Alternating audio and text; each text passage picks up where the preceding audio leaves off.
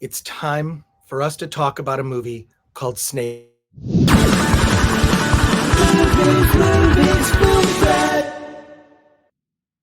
Welcome to the Film Threat Podcast. I am Chris Gore.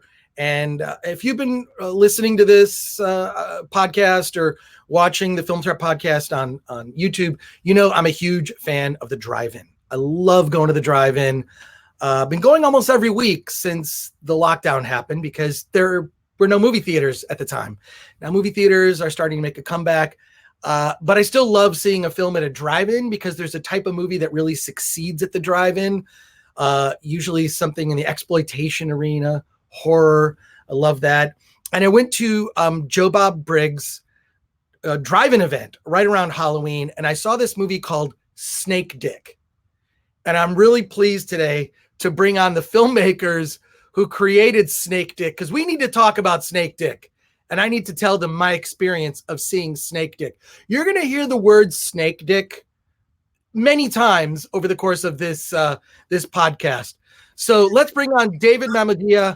He is the director. George Lako, the producer of Snake Dick. Gentlemen, welcome to the Film Threat Podcast. Happy to talk to you today. Thanks for having us. Thanks for having us, Chris. So let me tell you how I saw Snake Dick. Okay, now this is a fun horror short film that I don't want to get too much into the particulars, but a woman is assaulted and harassed by some men. They get what they deserve via, you guessed it, a snake dick. Now, when I saw this film at Joe Bob Briggs Haunted Drive-In on Halloween night, as soon as and there's playing trailers at the beginning and some other stuff. When that movie came on, I saw a bunch of lights and cars started and they drove out and they left.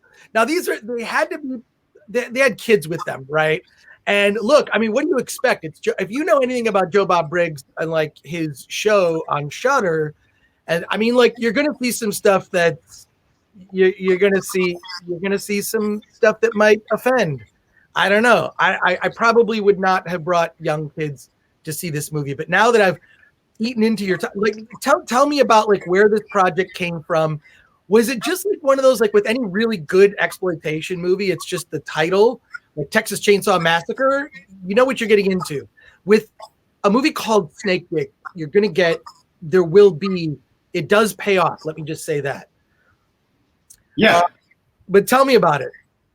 Yeah, I mean, really, Snake Dick started out as a proof of concept for a feature version that we want to make. And, it sort of thematically, even though it has a ridiculous title, it deals with some pretty prevalent and relevant issues. And I guess at its essence, Snake Dick it's a metaphorical exploration of male fear towards female empowerment. And it was kind of inspired by two things, actually. The first was Donald Trump's run for president back in 2016. I think probably the only silver lining to come out of his election was that it kind of acted like a bit of a rocket fuel for the Me Too movement. You had this serial misogynist running to become president of the country that pioneered women's rights, and he was belittling women, most notably his opponent, on a daily basis, and tapes were coming out of him admitting to sexual assault, and yet he still got elected. So that showed me that while we have a huge problem with racism in this country, we have an even bigger problem with sexism. So that's, I guess, where sort of the root of the idea came from. And the conceptual aspect came really after a conversation I had with my wife many years ago. We were talking about travel, and we both love road movies, and what makes it easier for men to travel alone than women. And she said something that in reflection sounds obvious, but it just stuck with me. And what she said was, the main thing is that you have something between your legs that I don't, and it's called freedom. And my mind was kind of blown by that. And then so you throw in my love of trashy 80s cinema and the love of road movies, and what comes out the other end is Snake. Wow. See, I didn't read as deeply into it as that. I just thought it was a fun, you know what I mean? Like I having said that, when you look at like a lot of fantasy, whether it's like fantasy, horror, sci-fi, there are deeper layers to so much. I mean, even when you look at some of it is very obvious and on the surface, like They Live, John Carpenter's They Live, right? Like that, there's so many of the themes of that are right on the surface. I didn't see the themes that you mentioned as overtly, and I actually think that's why the movie is so powerful, is everything that you've just said, while present, I didn't notice it. And I think that it wasn't on the nose. And I think that's actually a good thing, because I think it's almost better to kind of Trojan horse ideas into things where it's not so obvious, because you can just enjoy Snake Dick as an exploitation movie. But those larger themes are obviously present within the work. Because I was going to say, it's like, it just was inspired by the title. I noticed that also.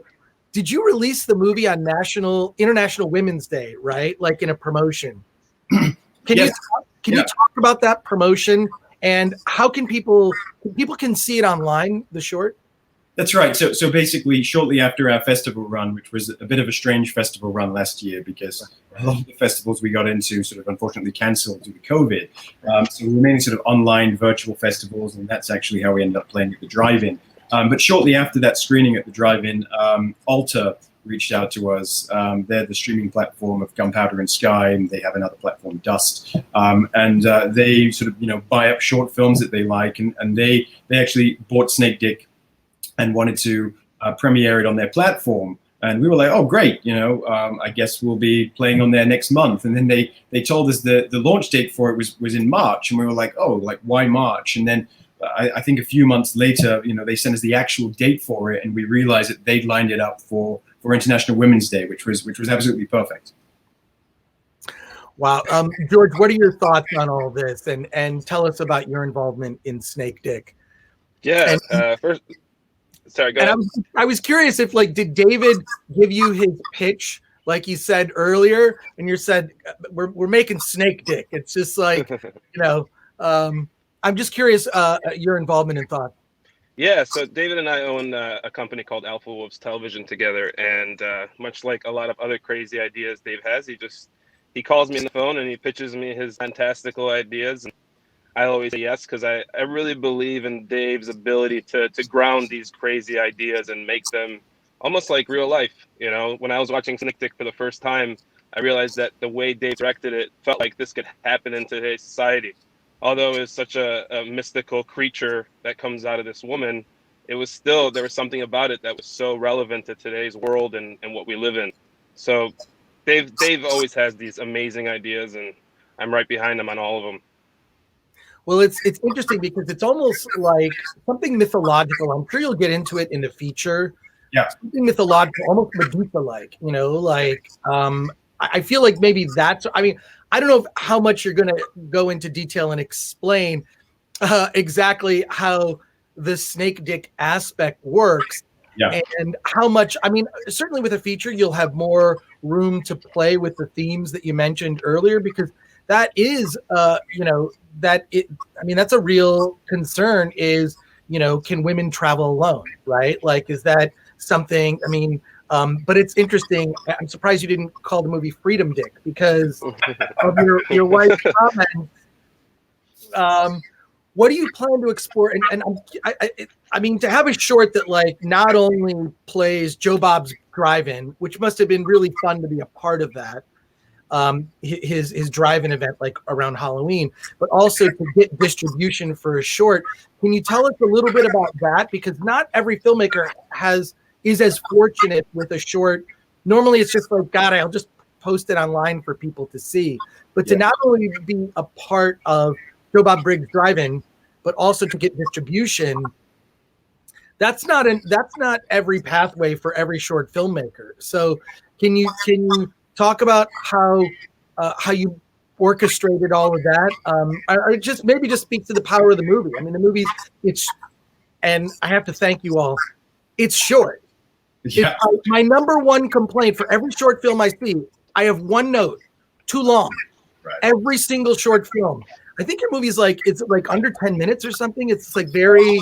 It's 7 minutes. 7 minutes long. Yeah, just so tell me about just lining up the sort of success of this, and thank you for making a short film live up to the genre of short. Sure. Well, I'm glad that you caught that, because that's something that we definitely, we set out to achieve from the beginning. I think the original script was a little bit longer and was getting more in the sort of 10-minute mark, and you know, we sort of felt it was just dragging slightly. So we shaved it down before production. One thing that really sort of helped us and helped us sort of shape how we wanted to approach this was knowing that we wanted to do a longer form project at the end. And so, you know, I can understand some filmmakers when they think that that short film is the only opportunity they're going to get to tell that particular story. They might sort of err more on the longer side. And, you know, sometimes some fantastic shorts come out, some of my favorite shorts, you know, 15, 20 minutes long. But in general, you're absolutely correct. Most of them do drag on, you know, 5 or 6 minutes longer than they need to. So I think for us, we just had the confidence that if we could make something that was sort of on a less is more basis and just really sort of tease the idea, we'd get to explore all the other things that we wanted to say in that feature version. So we very much approached this as, let's sort of make this look like the first scene of our feature. And, you know, working backwards from there, you know, I had a fantastic DP, Chris Saul, and, you know, some amazing collaborators in front of him and behind the camera who really sort of brought this to life. We shot the whole movie in one night, which, just as Sod's Law would have it, would be the shortest night of the year, because that was the only night the location was available and the actors were available. But, you know, just with really sort of planning it out and knowing exactly what we needed, we had a very successful shoot. And then it was just about taking the time in post. I think that a lot of short filmmakers, they have that impetuousness about them, that they've shot something and they want the world to see it. But I always remind them that once it's out there forever. You know, there's no redos. And I think for us, we shot the movie. We shot it actually back in 2018, I believe. And then we got busy on another project. We were waiting for the VFX, and then COVID happened, and we were like, there's no way we're releasing it during COVID because nothing's happening. And so we waited a whole year to release it now. And now it's available for free on YouTube via the Alta channel. And tell me about Joe Bob. Did you get to talk to him? Yeah, we did. I'm not sure. I'm not sure he was sober when we ended up chatting to him, because it was at the end of the night. But no. He's a great guy, and you know, we really appreciate his platform. Obviously, you know, it connected us with you clearly, and a bunch of other people as well. You know, I've been fans of his for a very long time. I mean, you sort of spoke earlier about a lot of the influences of this movie.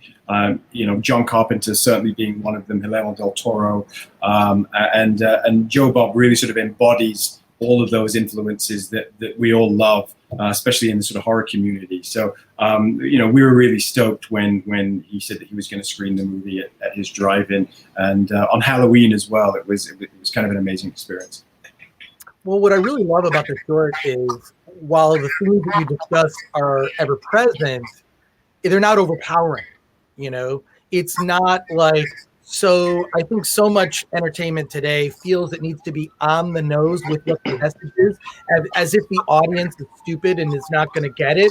And I think it's much more effective to be subtle about it, you know, like actually just, you know, the theme is there if you're looking for it, and if not, it's just a fun exploitation movie that with the themes like underneath. So I wish you all the luck in the world with the feature. You have to come back and talk to us when the feature comes out. Oh, for sure. Yeah. Is there movement on the feature right now in terms of getting that into production? We've had some bites, and you know. I saw what you did there. You've had some bites. And we're set to undertake some meetings. I've also been reworking the script a little bit, just to make sure that it's, you know, in tip-top condition before we go into those meetings. So that's what I'm doing currently, and we're just preparing our package. But yes, there is some interest there. So fingers crossed, we'll get to make a feature hopefully later this year.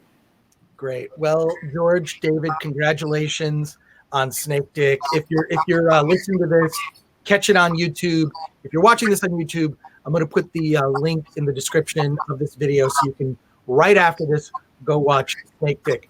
Gentlemen, congratulations. Let's when the feature's made, come back. We'll talk more Snake Dick. Absolutely. Thanks, Chris. Thanks for having us.